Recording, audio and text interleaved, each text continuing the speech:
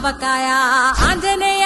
కథ మొదలెట్టినాడు చూడారయ్యా శక్తినంతా కూడగట్టి చెట్టు దులిపినాడు అంజయ్య ఎర్ర ఛాయ కోతి అవతార వెంటమాయ కత్తి సేత పట్టకుండా కాయ కోసినాడు కొతిలయ్యా